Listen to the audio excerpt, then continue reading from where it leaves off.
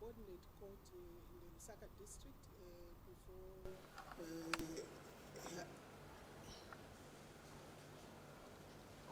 we were in the subordinate court in Lusaka district. I think everybody is aware of this infamous case called the People versus Edith Nawakwi, in the matter where the state has taken me to court, purportedly that I abducted one Milton Hatembo and Feluna. These are people who live in southern province in the Lusaka, in the Republic of Zambia. So the trial started today. And the government's star witness, one Milton Hatembo, was on the stand and was giving evidence as to how I purportedly abducted him. It was a marvel to listen to him, and he finished his evidence, and the state closed their case in terms of listening to Milton Hatembo. It was our chance to start cross-examining this particular state witness, but our team applied. I'm being represented by the Honorable State Counsel Chifumu Banda, Honorable MP, and Tresford Charlie of Tresford and Company, and they applied that they would want the court to make arrangements for visual evidence to be presented for the witness to maybe refresh his memory as to the events that he was putting on record. So unfortunately, this particular event just typifies what my colleagues were discussing at this meeting today, where different people from all walks of life and political parties go together to express our disillusionment in the governance of this country. I was pulled away from the team. I would have loved to be there. Our members were there, and our Deputy National Secretary was a master of ceremony, thanks to the team. But I would personally have loved to be there. But this is what Hakainde Hichilema wants. He wants us to concentrate on the side shows and not focus on the real picture. The real picture is that he certainly thinks that the more he harasses the opposition, the better for him. But at the end of it all, what is happening is that he's showing his true colors. His colors of lying, his colors of anger, his colors of not providing direction for the country. His inability to govern is certainly being portrayed in the side shows that he has started to, that he's been doing, where he arrests everyone willy-nilly, takes them to court.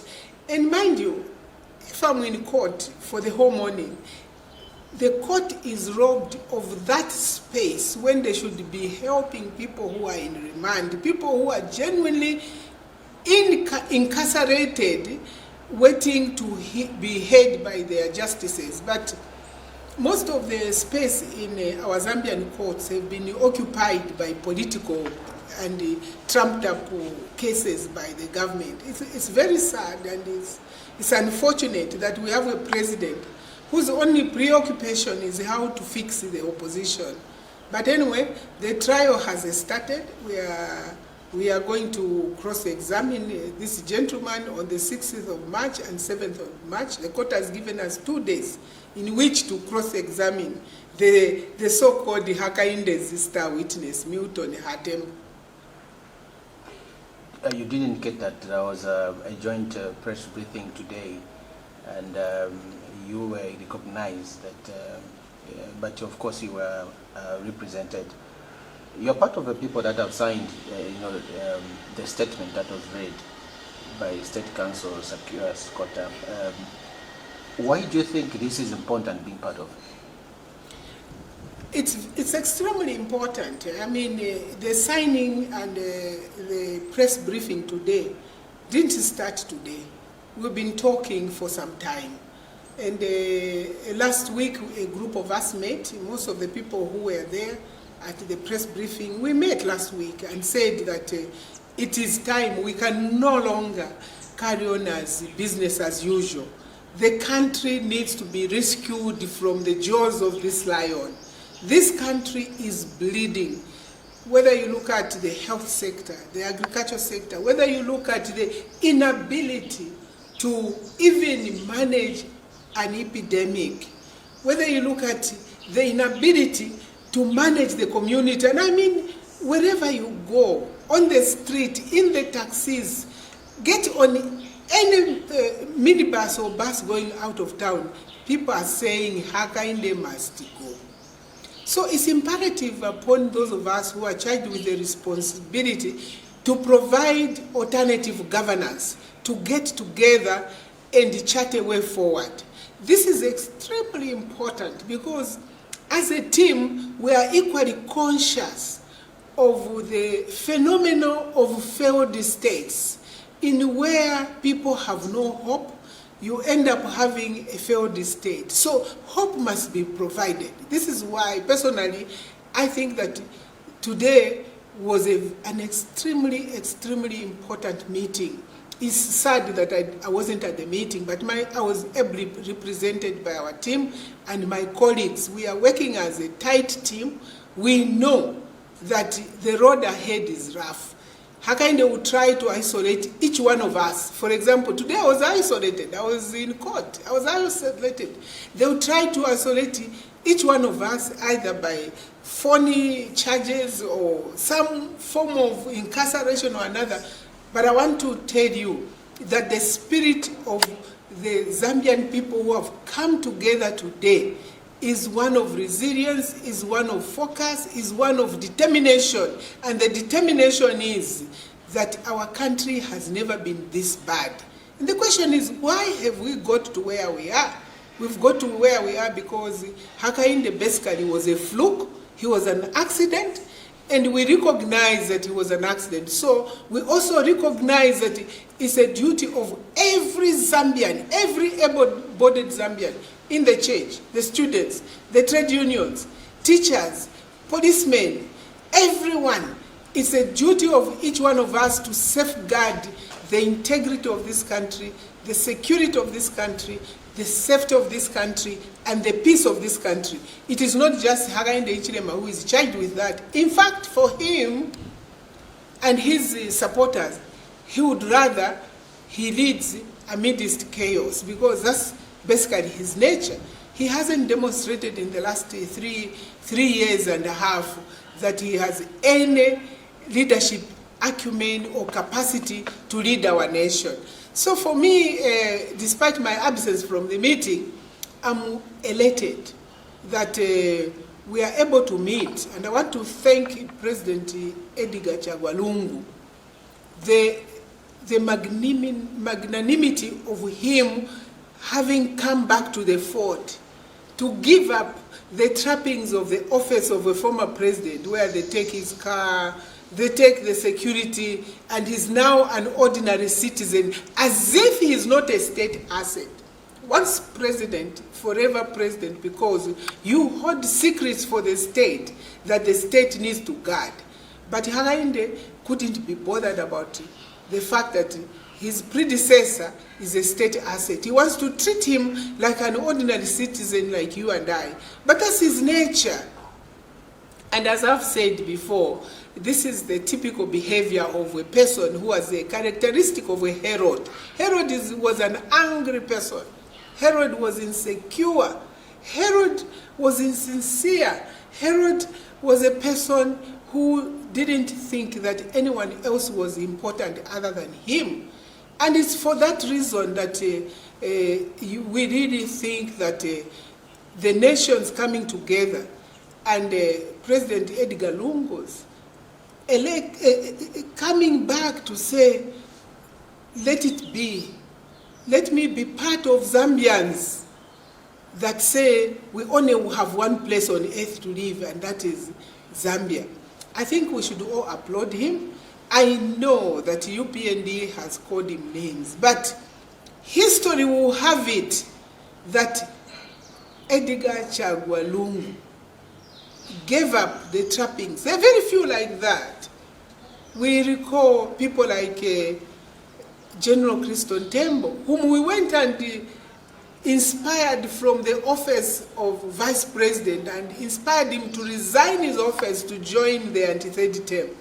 I know people like General Miyanda, Godfrey Miyanda, who left the trappings of being Minister of Education to join the movement to stop the third term by our then President Frederick Chiluba. They are very few. They are of a rare character. They come in their own way, and we need to applaud Zambians like that, because let us face it, when it is all done and said, this moment will go in the annals of history, that because of the steps that President Lungu took to say, I'm leaving, we all now feel united, feel energized that it is possible for us to save this country from the jaws of a lion, the jaws of a dictator, the jaws of an insecure leader.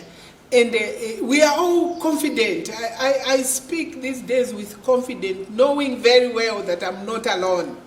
That the mother on the street who is crying because the child is dying at Heroes Stadium from cholera, the mother in Samfia who has no fertilizer, that patient in the UTH surgical ward who is being told, come for your surgery, but bring iodine and surgical wool. That patient is truly crying that there be a new direction, a new leadership, and a new government. And I thank the spirit of Zambians. They are all saying that their voters' cards are ready. Anyone I meet on the street says, Tatulelanda mama, yotuma kadi tule chitafe dasi. Ngakopita 1 week mwakunta. We are waiting for that moment, the 12th of August 2026. They are ready. And hakainde unseen nothing. The movement which is coming, it doesn't matter. He can unleash the police. The police equally are with us. The police are saying, Alana tuchula. How can you wake up every day lining up the street to get someone from community house to his office? How can you be told, go to Namwala, and all you're doing is guarding a farm, and wow, they are fencing it? Is that the job of a policeman? So you are not alone. If you are driving Yangu and you are complaining that the rates are too low, the fuel prices are high, you are not alone. We are together. This movement which has started, it is for every Zambian, every Christian, every Zambian of any persuasion.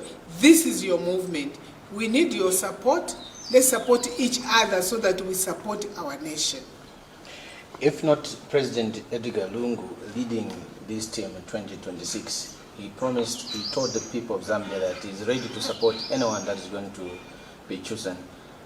We take it, for instance, you are chosen to lead, this movement.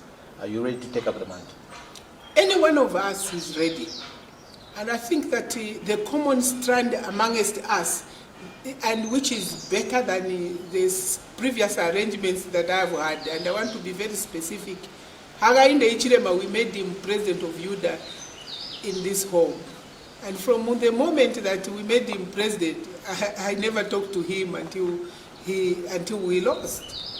What I love about this new leadership that is in this national movement is that we are all agreed and we are all conscious that amongst us, yes, we are leaders, but the people themselves will be able to say, hey, this is the one we want. And all of us are agreed that because this is not a movement of just political parties. This is a movement of the church. This is a movement of different groupings, the unions and all that.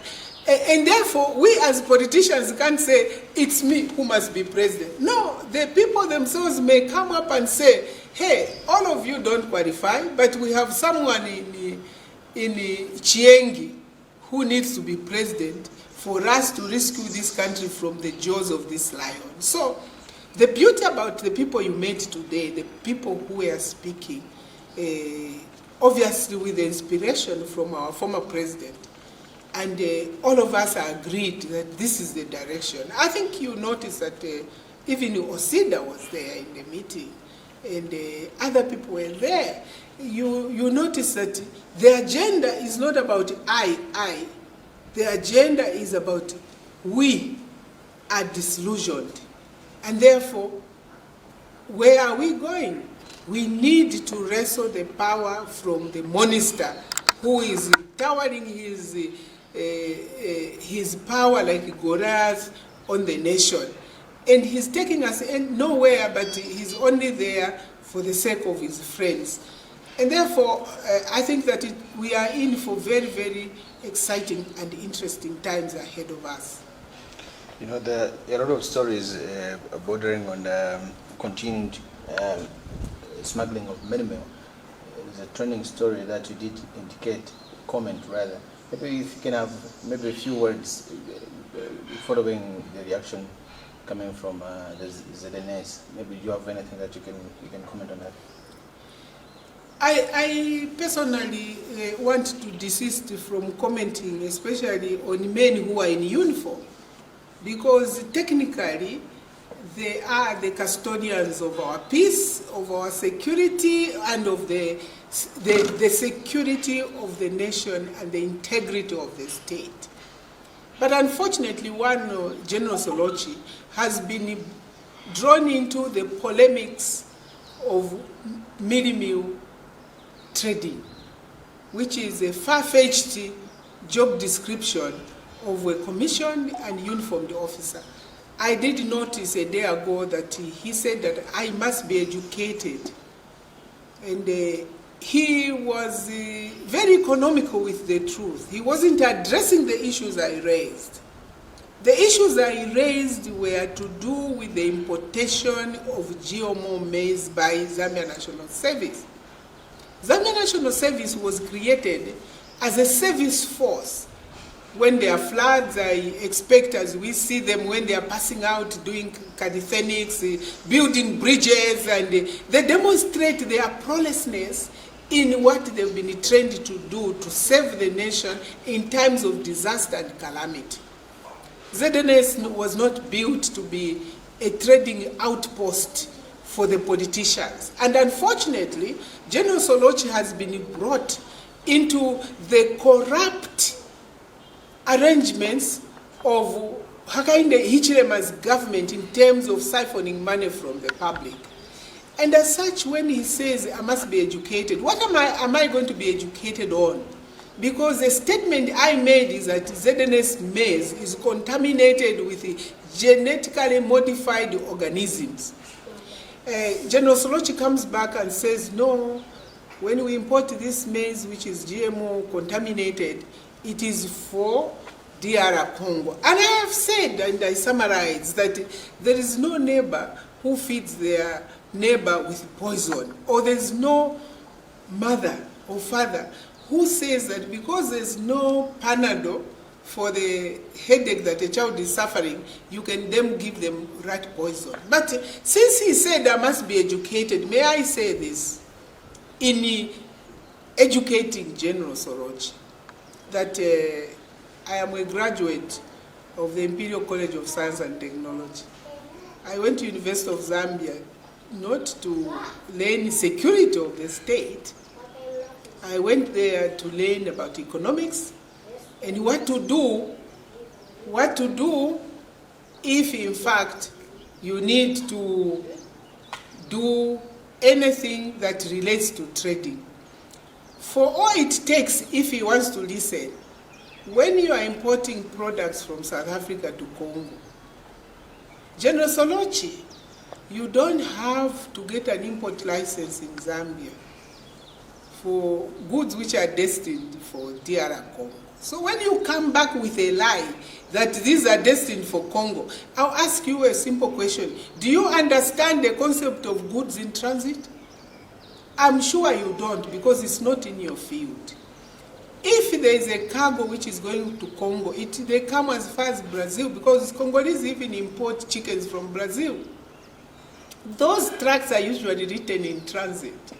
And there is absolutely no need to get any permit in Zambia from Mount Makuru to pass goods which are destined for another nation. You can pass goods from here to Malawi. You can even import groundnuts from Angola to Malawi and consign them to Malawi with bills of lading written Malawi, countries of transit Zambia. So, Mr. Solochi, General Solochi, I want to beg you that keep away from this field, because you know nothing about it. They've recruited you in a field which is embarrassing the service. You are a service person. And by the way, as a general, he's custodian of the armory. So when he starts interacting with me, the person he's supposed to defend, I get scared. But by nature, I want to say that Hakainde, instead of going to the Minister of Agriculture to answer the question, he asked General Solochi, and it comes very clear. For once, Mutoro has come out clean that he knows nothing about what they are doing, importing GMOs, because Mount Makuru issued the import permit, and the permanent secretary authored the letter. So you cannot tell a lie like Herod and try to cover it. Even in Herod's time, the three wise men were told, don't go back to Herod because he's just lying. I just beg the commissioned officer, General Solochi, to keep away from the polemics of corruption and the polemics of trade, because he doesn't know. I want to actually state that as Minister of Energy, I could load a ship sitting in the office, which is in the Gulf. So I understand international trade. So I don't need to be educated. What you can say, at this point in time, you say you are sorry, you are stopping importing GMOs. If indeed you are feeding our neighbors with GMOs, may I educate you, General, that consign those cargoes destined for the specific country, but they should be labeled in transit. And there's absolutely no need for our biosecurity department to issue permits. You need to explain that component. Don't duck it and say, no, there's maize at this pinning company, there's maize at that pinning company. Hakainde Hichilema has fluffed it. The way he has fluffed the handing back of KCM to Vedanta, he has fluffed it. He has reached a red line. For me, Hakainde Hichilema and his team have crossed a red line, and they must go. And we don't want our officers to be embroiled in the constant turnover of presidents. We want a professional service. I should be able to walk into the office as a president and say, officer, you are continuing. But this habit of every president goes with their generals, I think it must be stopped, because they are public servants. But if their behavior is like this, where he thinks that he must tell of President Edith Nawakwi, no, Madam Nawakwi must be educated. Educated in what? On the issue of trade, I don't think you understand what you're talking about. This is not like digging a trench, my dear. This is international trade. Leave it to the people who are vested. The director of trade at whatever ministry, commerce, trade and industry. Go to them and say, how are these things done? Then you won't falter, because then you say they are just instructing you. It's better to say, the president has instructed you because he's your commander-in-chief. He's entitled to instruct you. But don't try to cover up on his behalf, because you reveal yourself as a person who is not telling the truth. And we like our commissioned officer, the way they come, smart in uniform, intelligence, and we revere them as our protectors, as our security, as our assurance for us having a continuity of a viable state. As we were concluding with 2023, fuel prices were constant. Later on, government this year announced that it had depleted fuel in the reserves. Today, ERB is expected to announce the fuel pump prices going forward. Maybe what can be your comment regarding fuel prices in the country? Actually, ERB lied You see, this is a challenge that I have with Hakainde's government. They lie in the morning, they lie in the afternoon, they lie at midnight. When they wake up, they are lying. Now they're even coaching their witnesses to lie in court. So the truth is that they went to IMF and signed up an agreement with the International Monetary Fund that they were going to remove subsidies from the fuels. And you know, they removed subsidies on petroleum products, on ZESCO. They removed the subsidies on several other things. Now you can't turn up in January and say, no, we've exhausted the money which we were using for subsidies. As if you're talking to I don't know what they think we hold as Zambians. Like we don't have brains. So